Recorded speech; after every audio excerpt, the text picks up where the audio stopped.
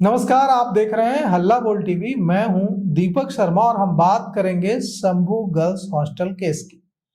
Shambhu girls hostel की जो पीड़िता है, जो छात्रा है, जिसकी जान चली गई, जिसके साथ गलत होने की आशंका, आरोप बार बार पीड़िता की मां लगा रही है, पीड़िता के पिता लगा रहे हैं। वो मां आज रोती हुई राजधानी पटना से जहानाबाद के अपने गांव चली गई है और मां श्राप देकर गई है, कलपती हुई गई है। पुलिस ने कहा है कि आपकी, पुलिस के आला अधिकारियों ने कहा है कि आपकी बेटी ने सुसाइड किया। मां और पिता गए थे आज बिहार के पुलिस महानिदेशक विनय कुमार से मिलने। वहां एसआईटी के अफसर भी थे और माता पिता को बताया गया कि आपकी बेटी के साथ गलत नहीं हुआ है, आपकी बेटी ने सुसाइड कर लिया है।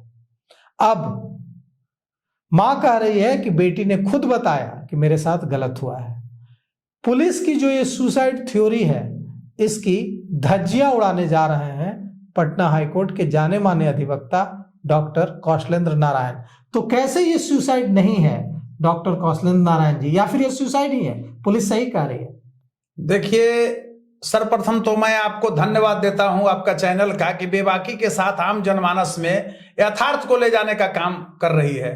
और आपने अपने स्टूडियो में मुझे बुलाया, मैं कोर्ट से निकला ही था और यहां तक पहुंचा, इसके लिए भी मैं धन्यवाद देता हूं। आपने कहा कि पुलिस जो थ्योरी गढ़ रही है वो कुछ और गढ़ रही है, यथार्थ कुछ और है। आप ऐसे बताइए, आप वरिष्ठ पत्रकार हैं, बहुत बड़े बड़े चैनलों में काम किए हैं, अखबारों में रहे हैं। मैं एक चीज कहना चाहता हूं कि एसआईटी का जो चरित्र है, क्या यह नहीं लगता है कि दागदार है, खासकर पुलिस का चरित्र? आप पूछिए कैसे।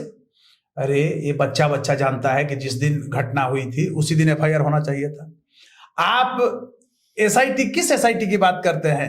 उसके पहले पटना के एडिशनल एसपी ने, एसएचओ ने, सीनियर एसपी ने भी सब लोग खारिज कर दिए थे कि उसके साथ बलात्कार नहीं हुआ है, वो आत्महत्या है।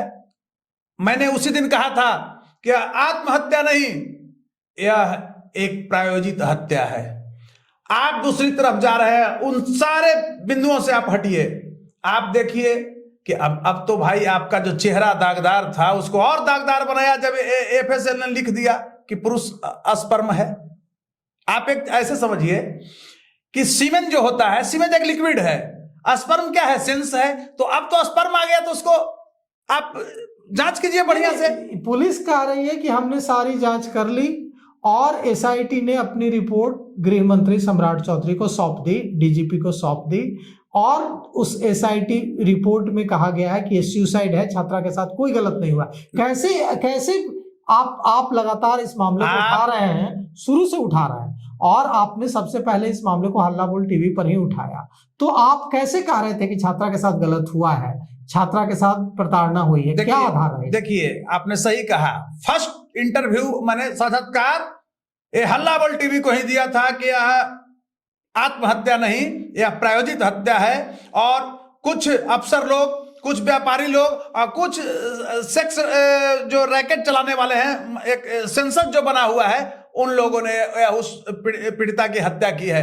आप ऐसे मानिए कितना दागदार है, दामन दागदार है बिहार पुलिस का कि आपने बिना मेडिकल रिपोर्ट के कैसे कह दिया कि सुसाइड है। आप उस रोशनी कुमारी जो एसएचओ है, 2023 बैच की एसआई है, उसको पटना जैसे वीआईपी जगह में पोस्टिंग कर दिया। क्या उसमें था? कौन सा ऐसा वह कार्य की थी देश के लिए और राज्य के लिए? कहीं ना कहीं इसमें पुलिस विभाग के भी वरीय पदाधिकारी लगे हुए हैं बचाने के लिए, लीपापोती करने के लिए। और किसको बचा रही है पुलिस? मैं बता रहा हूं, आप ऐसे सुनिए। मनीष का बेटा को गिरफ्तारी क्यों नहीं हुई अभी तक? आप शर्म भी शर्मा जाएगी बिहार पुलिस के कारनामा से कि नीलम अग्रवाल का एक तस्वीर तक नहीं पुलिस के पास आई है। उसका बेटा को क्यों नहीं गिरफ्तार किया? और जो वहां आना जाना लड़का करता था, मैं कहना चाहता हूं स्पष्ट रूप से कि इसमें मनीष रंजन का बेटा का हाथ है और नीलम अग्रवाल का। उसी दिन से मैं कह रहा हूं, नीलम उर्फ नीलू अग्रवाल का। आपने चंचला और नीतू को गिरफ्तार नहीं किया, 2 वार्डन को अभी तक। कितना हंसने का चीज है। एक होमगार्ड का जवान ज्यादा तेज होगा, लेकिन आप कहते हैं कि हम आईपीएस हैं, डीएसपी हैं, इंस्पेक्टर हैं। आप ये बताइए कि पीड़िता 11 तारीख को डेथ की है और कल उसके घर पर जाते हैं मनीष रंजन दरिद्र दानों के घर में। आप क्या वहां चेक करने गए हैं? दिनों तक कहाँ थे पुलिस? इतना दिन तक वो शख्स रखेगा और आप लोग भी चाहते हैं बहुत सा हाथ लगा, कोई हाथ नहीं लगाया, वो खाना पूर्ति है। क्योंकि देखिए द मैटर टू के सीरियसली टर्न है। अब उसको चाहता है कि सापेक्ष दिशा में पुलिस लाए, अपने चेहरा को छुपा, कॉन्स्टिट्यूशनल ब्रेकडाउन कर दिया है पुलिस बिहार में, कॉन्स्टिट्यूशनल ब्रेकडाउन। और ये दामन पर दाग है बिहार का। एक बच्चा जानता है कि बिहार का डीजीपी सबसे ईमानदार है, लेकिन पुलिसिंग में ईमानदार नहीं रहे। आज मैं कहना चाहता हूं आपका चैनल के माध्यम से डीजीपी साहब को, विनय कुमार जी को, कि आपका क्या ईमानदारी के दाद सब लोग देता था बिहार में। तो ये कोई जरूरी नहीं है कि एक अच्छे पुलिसिंग के लिए ईमानदारी ही एक मायने रखता है। आपको कड़क होना चाहिए। आप एक आईटीएन थे, आप पर देश भरोसा करता था, बिहार के लोग भरोसा किए थे। एक आम जनमानस सड़क पर चलने वाला भी राहगीर भी कहता था कि विनय बाबू बहुत अच्छे आदमी है, बहुत सज्जन आदमी है। क्या है आपको चेहरा को कर दिया? आज क्या बात है कि डीएन गौतम का लोग नाम लेता है? क्या बात है कि गुप्तेश्वर पांडे जी का भी नाम लेता है पुलिसिंग में? आज आप अभयानंद जी का भी नाम लोग लेता है। सुनिए, अभयानंद की बात हम करेंगे, विनय कुमार की भी बात करेंगे, लेकिन विनय कुमार इस केस की जांच नहीं कर रहे थे ना अभयानंद इस केस की जांच कर रहे थे। इस केस की जांच एसआईटी कर रही थी। जो स्पेशल इन्वेस्टिगेशन टीम एसआईटी बनी वो कहाँ विफल रही और कहाँ विफल रही? टेक्निकली बताइए, कहाँ विफल रही? बीएनएस और आईपीसी सीआरपीसी के माध्यम से बताइए। मैं बता रहा हूँ एसआईटी को पूछना चाहिए था उस एसएचओ से। एसआईटी को पूछना चाहिए, जो कंट्रोलिंग अथॉरिटी पटना का सदर का एडिशनल एसपी होता है, किसी भी मतलब थाने का, पूछना चाहिए था। एसएचओ गलती मान लिया, कर दिया। एडिशनल एसपी क्या कर रहे थे? वहां का पूर्वी का एसपी क्या कर रहे थे? जब उसके साथ घटना हुई लड़की को, तो पॉक्सो क्यों नहीं लगाया? उसके बाद हटाइए वहां से। जब पीड़िता का डेथ हो गया, 109 ही लोग लगाया था आनंद फानंद में 9 तारीख को जब डेथ वो की। उसके बाद आपने 103, उस समय 302 था आईपीसी में, तो 103 क्लाउज 1 क्यों नहीं लगाया? आप लगाते तुरंत। और वहां जो 376 था बलात्कार में, तो यहां बीएनएस में 64 सेक्शन क्यों नहीं लगाया आपने? ए प्योर बचा रही है। आपने थाना प्रभारी को सिर्फ सस्पेंड कर करके और एक आक्रोश है उसको दबाना चाह रहे हैं। इतना संपत्ति उसके पास कहां से आया? दूसरी चीज समझिए, कितनी वह बदमाश है। लगता है कि एक एसएचओ की हैसियत इतना हो सके, एक मामूली सब इंस्पेक्टर के जो लोकतंत्र के चौथा स्तंभ मीडिया को धमकी दी है 11 बजे 12 बजे रात में दे रही है, कितना मन उसका बढ़ा हुआ है। लगता है कि इसमें एसएचओ का हाथ है ही सिर्फ है, बैकअप कहीं ना कहीं बड़े बड़े अफसरों का है। और इसमें मैं कहना चाहता हूं, आप लोगों ने नाम सुना होगा सोनू पंजाबन का। पूरे देश में वो लड़की सप्लाई करता था, लाखों लाख रुपया लेकर के दुबई तक भेजता था। क्या हुआ? पकड़ाया, 15-20 साल जेल में रह के अभी हाल फिलहाल पिछले साल लगता है बेल हुआ। ठीक उसी तरह से ये मनीष जो है, ये बलात्कारी, मनीष बलात्कारी, ये बिहार का नाम को जो है दागदार कर दिया, क्योंकि हमारा बिहार कलंकित होता है, इससे हमारी प्रगति रुकती है। तो आज आप पप्पू यादव ने जो आरोप लगाया मनीष चंद्रवंशी पर कि वो सेक्स रैकेट चलाते हैं, देखिए आप भी वही आरोप लगा। मैं पहले ही कहा कि बंगाल और आसाम से लड़कियां, आप अन्य चैनलों में देखिए, मैं यहां तक मैं इस चीज को भी कहा हूं कि बंगाल और आसाम से लड़कियां रखता था सेकंड थर्ड फ्लोर को। ये भाई पुलिस पहले निकाल कर देख लेना कि उसके पास कौन कौन लड़की रही है। देखिए क्या है, 4 साल 5 साल में एक ड्राइवर। मैं कहना चाहता हूं आपका चैनल के माध्यम से, पप्पू यादव ने तो यह भी कहा कि प्रभात मेमोरियल हॉस्पिटल में उस छात्रा को सुई दे दी। मैं वो क्या करें, मैं पिछले कई इंटरव्यू में बोला हूं कि प्रभात मेमोरियल हॉस्पिटल का जो डॉक्टर है जल्लाद सतीश कुमार, वो देखते हैं बोलता है कि रगड़ देंगे गाड़ देंगे, जब अंदर जाएगा तो उसको पता चलेगा कि क्या कानून होता है। तो यहाँ तो ये डीजीपी क्या कर रहे हैं जो इस तरह से धमकी दे रहा है? उसने क्या किया है? 6 तारीख को भर्ती किया, क्यों नहीं तुमने एफआईआर कराया? 7 तारीख 6 के जब उसको जांच होता है, सिटी स्कैन कराया जाता है, तो मेंटल में अंदर क्लॉट मिलता है। वो क्या करता है, चला कि फॉर्चूना कोई जांच घर है कंकड़बाग में, 8 को वहां करवाता है। कोई सरकारी में क्यों नहीं भेजा? जब ये था वहां से कुछ नहीं निकला। फिर 9 तारीख को अपने के यहाँ कराता है। जैसे जैसे पैसा पेट के सब मेरे पास लिस्ट, मेरे पास लीगल जो टीम है हर कागज से है। बस हम भी एसआईटी का रुख को देख रहे हैं। आप एक चीज बताइए, इसमें आप अदालत का दरवाजा नहीं, मैं एक चीज पहले यहां पर बोल देना चाहता हूं, पत्रकार महोदय, स्पष्ट रूप से आप लोकतंत्र का चौथा स्तंभ है, लोकतंत्र का चौथा स्तंभ पर हमला किया है।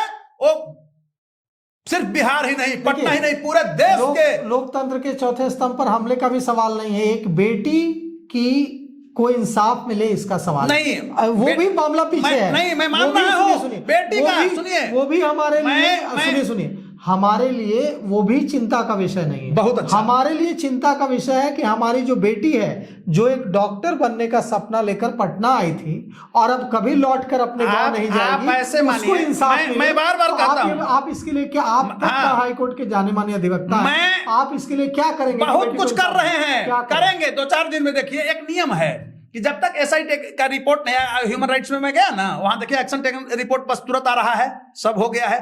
अभी देखिए क्या है, नियम है किसी भी केस का कि बहुत तत्पर हम नहीं हो सकते हैं। एसआईटी का जैसे ही रिपोर्ट थोड़ा और देखते हैं, उसका सब इनको होगा दवाई। ये फंसे हुए हैं। एक जनहित याचिका नहीं, जनहित तो नहीं, ये रीट का मामला है। जनहित साइड में भी हटाइए, ये पर्सनल रीट का है, पीड़िता लोग का से जुड़ा हुआ मामला है, वो लोग खुद आएगी। अभी आप एक चीज देखिए, जितना भी पुलिस का पदाधिकारी है, सबका मोबाइल को जो है चेक करवाइए। कौन विधायक ने धमकी उस दिन पैरवी किया, उसकी अरेस्टिंग होनी चाहिए। तो आप कोर्ट जाएंगे इस मामले में? एकदम जाएंगे। कहां आप हैं? स्वाभिमान से कोई समझौता नहीं। और करेंगे। अरे क्या बात करते हैं। अभी देखिए ना भाई, छोटा सा आपको रूप बता रहे हैं। सम्राट जी ने एसआईटी गठन उस दिन हुआ, डीजीपी कहे कि हम किए, स्वागत जो कदम है कोई करे, उससे ये नहीं है। कल जिस तरह से कुछ लोग सहानुभूति लोग अब दे रहा है, जैसे मैं बधाई देता हूं कल डिप्टी सीएम विजय सिन्हा जी को भी मैं स्पष्ट रूप से कह रहा हूं। उसके पहले पूर्व सांसद अरुण कुमार ने बहुत अच्छा शब्द कहा कि सरकार से भी लड़ना हम जानते हैं।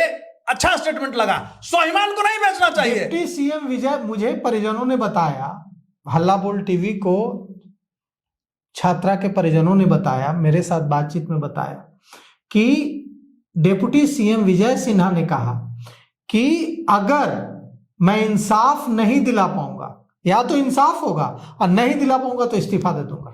मैं कहना चाहता हूं, बहुत अच्छा उन्होंने कहा, मैं स्वागत जो कदम है, होना चाहिए, यही होना चाहिए। सब कुछ है अपने जगह पर, लेकिन स्वाभिमान से समझौता नहीं होनी चाहिए। विजय सिन्हा ने कहा कि मुझे कुर्सी का कोई मोह नहीं है, इंसाफ नहीं दिला पाया तो इस्तीफा दे दूंगा। आज पुलिसिंग का जो चरित्र बिहार में गया, पूरा देश जो है थू थू कर रहा है। बिहार पुलिस से मानक साइट से चला दिया विदाउट मेडिकल रिपोर्ट। ऐसा कहीं नियम है? कहीं नियम है? आप बताइए। दूसरी चीज मैं एक चीज दर्शा रहा हूं आपके सामने कि नीलम अग्रवाल का बेटा का अभी तक मतलब फोटो क्यों नहीं आया? एक नीलम अग्रवाल अभी तक गिरफ्तार क्यों नहीं हुए? पूछताछ भी पुलिस नहीं किया। आखिर कहां खोई हुई है? देखिए क्या है, बहुत सारे विधायक का, बहुत सारे बिजनेसमैन का, बहुत सारे अफसरों का वहां जनकुंडली है उसके पास।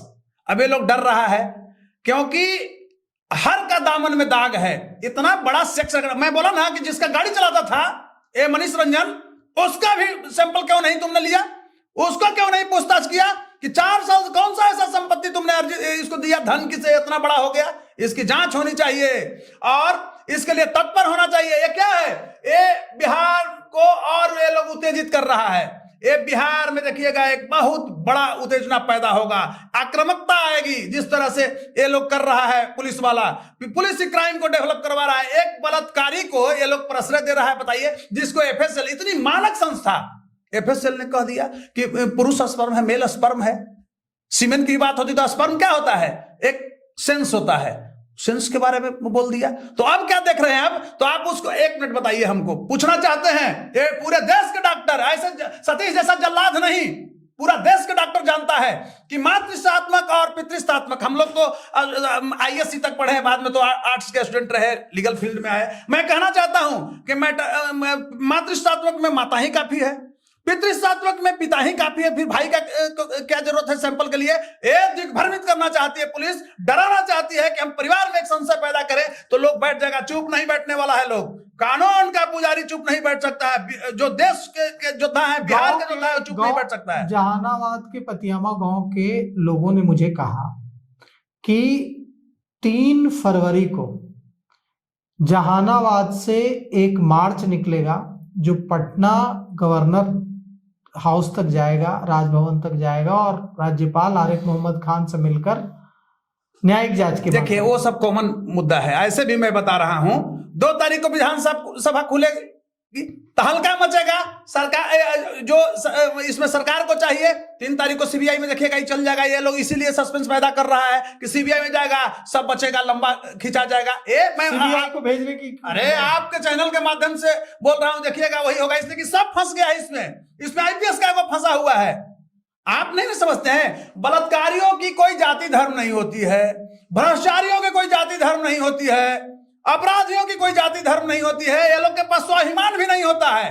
आप ये बताइए ना भाई कि 2023 बैच की एसएचओ है रोशनी, वो क्यों पटना में आ गई थी? तो इतना माने कैपिटल का उसको थाना दिया गया, कहीं ना कहीं से उसका बैकअप है।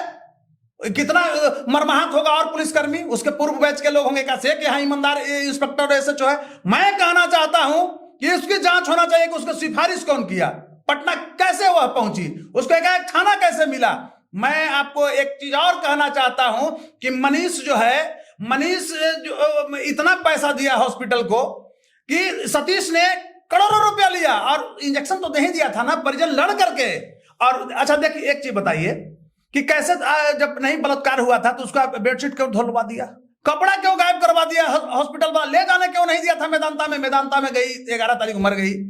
एक और नजर देखिए, जब वहां से गई आप ही का हल्ला बोल में मैंने स्टेटमेंट दिया पहला, उसके बाद लोग आक्रामक हुए, धरना प्रदर्शन हुआ। एक ऐसा दरिंदा है बिहार पुलिस कि किसी की बेटी के मारी जा रही थी, बहन मारी जा रही थी, बलात्कार हुआ था, उस पर एफआईआर दर्ज करती है और वहां से उससे डेड बॉडी को लेकर के डिस्पोजल कराने के लिए जाती है कुलवी घाट पर। वहां से रिकवरी वो लोग अड़ गए, परिजन अड़ गए। देखिए दूध का दूध पानी का पानी हुआ। बलात्कार की पुष्टि आप ये बताइए, फोर्सफुल पेनिट्रेशन क्या है, एक कंधे पर खरोच क्या है, गर्दन पर मार का चिन्ह क्या है, माथे पर क्या है, पीठ ब्लू कहां से है, और फोर्सफुल जो पेनिट्रेशन। अरे एक आईपीएस का भी बेटी होता है, एक डॉक्टर का भी होता है, एक वकील का भी होता है, एक मजदूर का भी होता है, एक इंजीनियर का भी होता है, एक पत्रकार की भी बेटी है। मैं ऐसे कहना चाहता हूं, अपने आप लेकर के देखें कि अगर मेरे साथ ये घटना होता तो क्या बीतता। कभी भी इस तरह से किसी को बचाने वाला अगर कोई स्टेटमेंट देता है, समाज में किसी भी जाति को उसको थूकना चाहिए, भगा देना चाहिए, बहिष्कृत करना चाहिए, क्योंकि वह उसका पत्रकारिता रहे चाहे वकालत नहीं है, वह करता है क्या, वह पैसा खाता है। और अपने को अगर ये हो गया उसको हृदय में कि हम ही जो है से बड़ा है, तो घमंड किसी का नहीं रहा है। तो मैं एक चीज कहना चाहता हूं कि supremacy of law can not be challenge by anyone, it's of इसने कानून की सर्वोच्चता जो है उसको चुनौती दिया है यहाँ का पुलिस ने, यहाँ का एसएचओ ने।